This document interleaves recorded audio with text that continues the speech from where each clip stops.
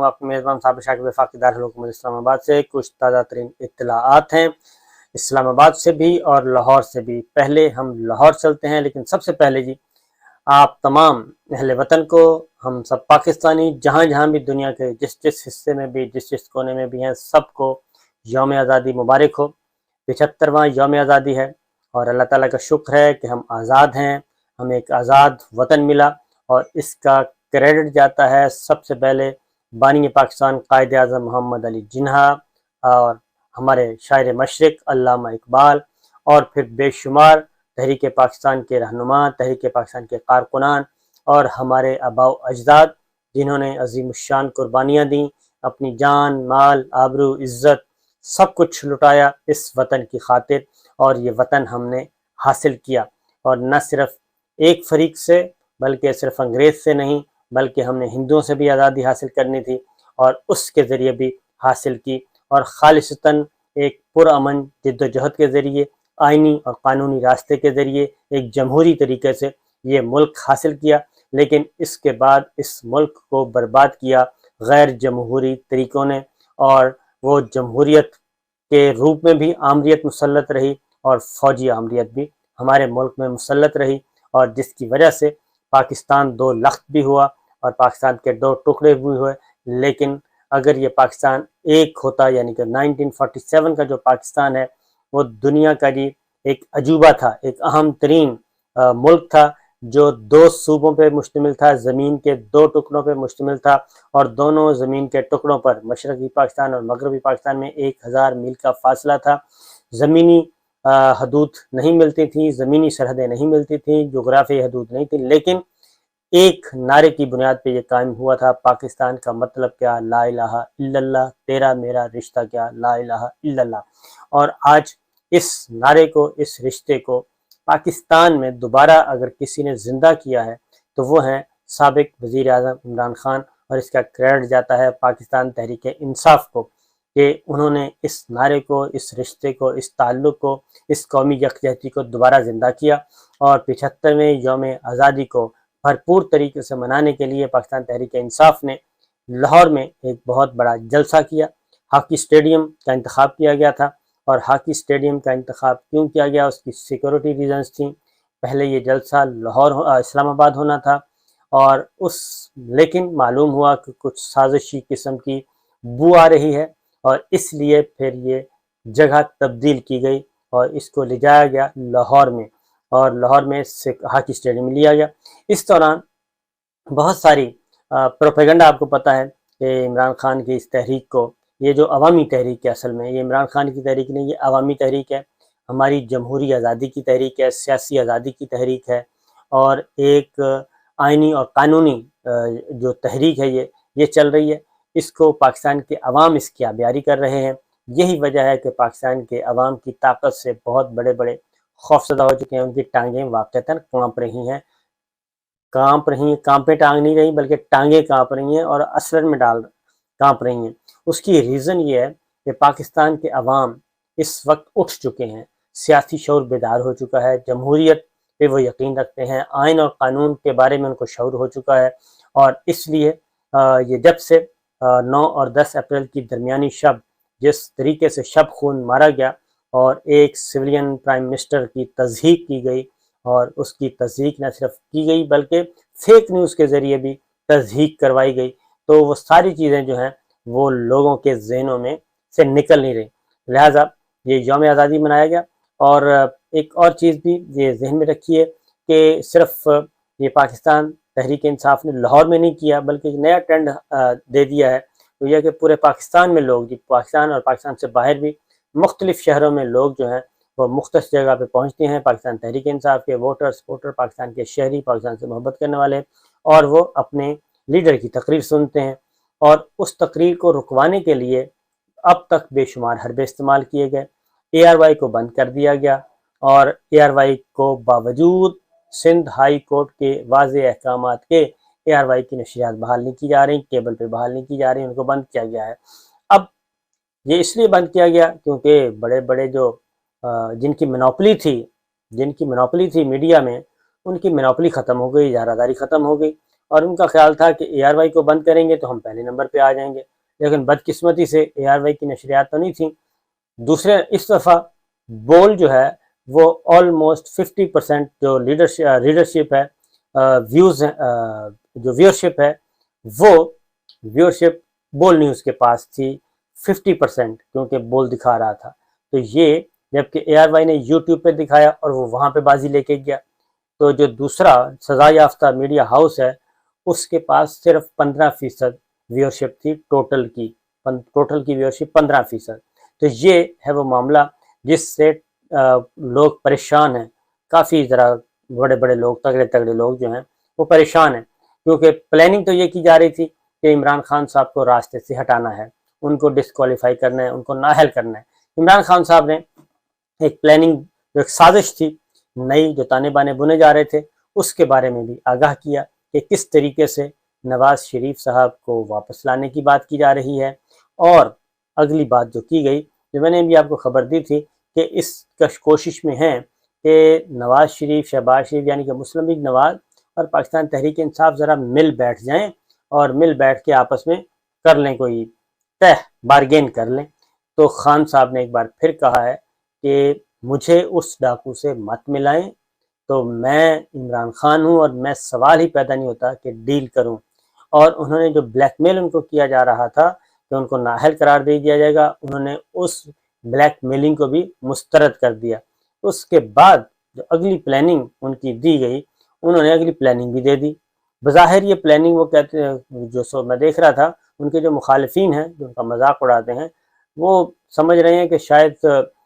معاملات جو ہیں وہ ہاتھ سے نکلتے جا رہے ہیں۔ ان کو اندازہ نہیں ہے کہ اس پلاننگ کا مطلب کیا جو انہوں نے خان صاحب نے اعلان کیا ہے۔ اس سے پہلے ہاکی اسٹیڈیم میں کرنا تھا تو ایک کمپین چلائی گئی۔ پہلی کمپین تو یہ چلائی گئی جناب، وہ جو ہاکی اسٹیڈیم ہے وہ خراب ہو جائے گا، وہ تو ہاکی کھیلنے کے قابل نہیں رہے گا، یہ جگہ تبدیل کرنی چاہیے۔ عطا تارڑ ہائی کورٹ میں پہنچ گئے اور وہ رکوانے کی کوشش کی، انہوں نے وہ لفٹ نہیں کروائی۔ معاملات جو ہیں وہ ہاتھ سے نکلتے جا رہے ہیں۔ ان کو اندازہ نہیں ہے کہ اس پلاننگ کا مطلب کیا جو انہوں نے خان صاحب نے اعلان کیا ہے۔ اس سے پہلے ہاکی اسٹیڈیم میں کرنا تھا تو ایک کمپین چلائی گئی۔ پہلی کمپین تو یہ چلائی گئی جناب، وہ جو ہاکی اسٹیڈیم ہے وہ خراب ہو جائے گا، وہ تو ہاکی کھیلنے کے قابل نہیں رہے گا، یہ جگہ تبدیل کرنی چاہیے۔ عطا تارڑ ہائی کورٹ میں پہنچ گئے اور وہ رکوانے کی کوشش کی، انہوں نے وہ لفٹ نہیں کروائی عدلیہ نے۔ ظاہر ہے ایک مذاق تھا، وہاں سے ان کو جواب ملا، اور اس کے بعد پھر ایک نئی رات کو ایک مہم چلائی گئی، اور وہ اسی طریقے سے توہین قومی پرچم کی مہم چلائی گئی۔ وہ فلاپ ہو گئی، اس کو کسی نے لفٹ ہی نہیں کرائی۔ کافی کوشش کی گئی، توہین قومی پرچم، اس کی وہ فوٹیج نکال دی گئی کہ جی رات کو پاکستان تحریک انصاف کے پرچم لگائے جا رہے ہیں، قومی پرچم اتارے جا رہے ہیں۔ جبکہ اس کے بعد جو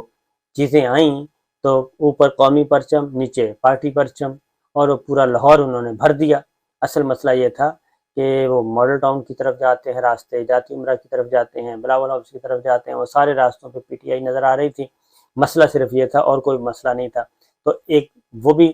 اس سے ہوا، تو اس کو کہا گیا جی توہین قومی پرچم۔ اس سے پہلے ایک اور چیز بھی رہ گئی، میں آپ کو بتا دوں کہ مسجد نبوی حرم پاک میں آپ کو معلوم ہے کہ امپورٹڈ جب گئے تھے تو وہاں پہ ان کے خلاف ایک نعرے بازی ہوئی تھی، اور اس کی بنیاد پہ پاکستان میں سینکڑوں ایف آئی آر درج کر دی گئی تھیں، اور سب کو ہی ارادہ تھا کہ سب کو جیل میں ڈال دیا جائے 25 سال کے لیے، اور توہین مذہب کے لیے اور توہین حرم پاک کے لیے۔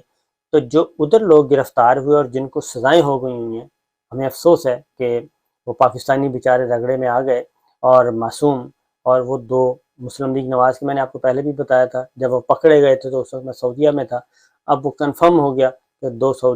2 مسلم لیگ نواز کے لوگ ہیں، ان کو بھی سزائیں ہو گئی ہیں۔ تو یہ دیکھیں پلاننگ کیسے کرتے ہیں، عام شہریوں کو اس میں ایندھن بناتے ہیں۔ اور اس دن بھی مریم اورنگزیب صاحبہ نے جو وہاں بیٹھ کے ساری تانے بانے بنے تھے، وہ ساری چیزیں ہم تک پہنچ گئی تھیں۔ تو بہرحال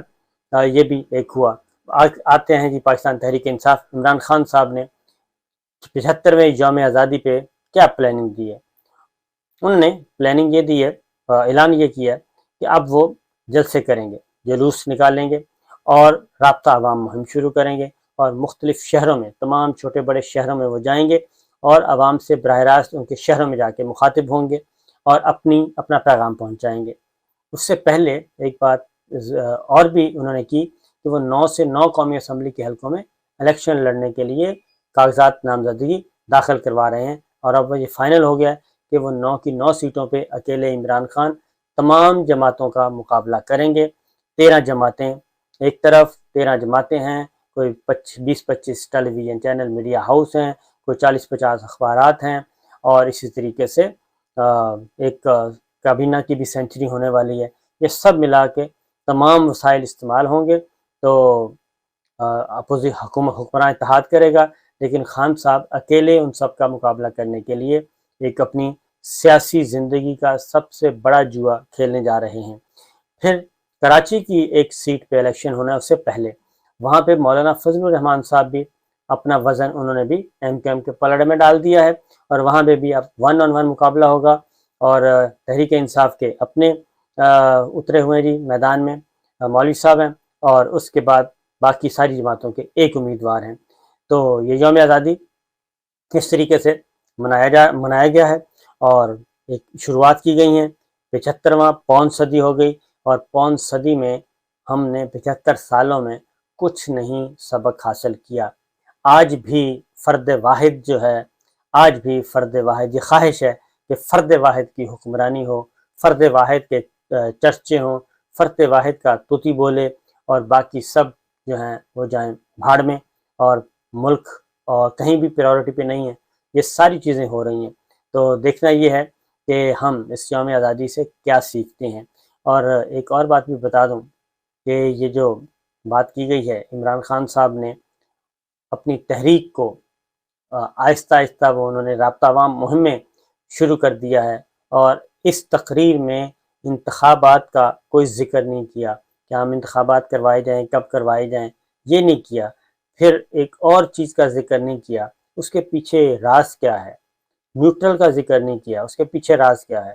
یہ بھی آپ کو میں اگلی ویڈیو میں بتاؤں گا۔ لیکن ایک بات بتا دوں کہ عمران خان صاحب کی تقریر کے کچھ حصے نشر نہیں ہو سکے، یعنی ان کی تقریر میں، ان کے جلسے میں تو تھے اور انہوں نے دکھائے بھی، لیکن وہ کسی بھی ٹی وی چینل پہ نشر نہیں ہو سکے۔ وہ کون سے حصے تھے؟ وہ ایک بریکنگ نیوز ہے۔ اس میں جی عمران خان صاحب نے ایک تو نواز شریف صاحب، ایک تو کہا گیا نا کہ جی فوج کے ساتھ پاکستان تحریک انصاف کو، پاکستان کے کروڑوں عوام کو فوج سے لڑوانے کی پلاننگ سازش کی گئی ہے، اور اس میں میر جعفر اور میر صادق اور سہولت کار ملوث ہیں۔ لہٰذا انہوں نے کہا کہ ایک تو واضح پیغام دیا کہ انہوں نے اپنی تقریر جو وہ فوج کے بارے میں اور فوجی شہداء کے بارے میں، فوجی جوانوں اور افسروں کے بارے میں، مضبوط فوج کے بارے میں جو وہ کہتے رہے اپنی پچھلے 4 سالوں سے پہلے بھی، 9 سالوں سے وہ جو کہہ رہے ہیں کہ مضبوط فوج چاہیے، تو ایک تو انہوں نے اپنی پرانی تقریر کے وہ حصے دکھائے، وہ نہیں دکھائے گئے۔ ان کے جو حکمراں اتحاد کے like mind T V channels نے وہ نہیں دکھائے۔ اس کے بعد اور چیزیں نہیں دکھائیں، وہ یہ دکھائیں کہ عمران خان صاحب نے جب آئینہ دکھایا کہ جناب یہ جو جتنے بھی آپ نے بٹھائے ہوئے ہیں، اور جو ARY کو بھی بند کر رہے ہیں، صحافی بھی پابندی لگا رہے ہیں کہ یہ جو فوج دشمن ہے، تو ذرا دیکھیے یہ باقی لوگ کیا تھے۔ انہوں نے نواز شریف کی تقریر دکھائی، نواز شریف کے پورے حصے دکھائے، جس میں وہ آرمی چیف جنرل باجوہ صاحب کو آڑے ہاتھوں لے رہے ہیں، الزامات کر رہے ہیں، دھمکیاں، مریم صفدر صاحبہ کا، ان کے بھائیوں کا، اس کے بعد زرداری صاحب کا، مولانا کا، دیگر رہنماؤں کا، جتنے بھی ہیں جو فوج کو دھمکیاں دے رہے تھے، الزامات لگا رہے تھے، جنرل باجوہ صاحب کو للکار رہے تھے، وہ سارے پورشن جو ہیں وہ نہیں دکھائے گئے۔ وہ کیوں نہیں دکھائے؟ کیونکہ اب حکم آیا ہے کہ ایسی کوئی چیز ریپیٹ میں بھی نہیں دکھانی، کیونکہ لوگوں کو یہ نہیں پتہ ہونا چاہیے کہ جو فوج کو گالیاں دینے والے ہیں وہ آج حکمران بنے بیٹھے ہیں اور ان کو سپورٹ کیا جا رہا ہے۔ تو یہ وہ بنیادی بات تھی جو کہ نئی ایک ٹرینڈ آیا ہے کہ پہلے تو سب کچھ دکھایا جاتا تھا کہ جناب نواز شریف نے یہ کہا اور انہوں نے یہ کہا، فوج کو یہ کہا، فوج کے جرنیلوں اور افسروں کے درمیان فاصلے کیسے پیدا کرنے کی کوشش کی گئی، وہ ساری چیزیں ریکارڈ پہ ہیں، لیکن حکم تھا کہ وہ نہیں دکھانا، لیکن لوگوں تک وہ پہنچا ہے یوٹیوب کے ذریعے اور سوشل میڈیا کے ذریعے، وہ ساری چیزیں پہنچ گئی ہیں۔ لوگوں کا حافظہ بہت مضبوط ہے۔ اجازت دیجیے، اللہ حافظ۔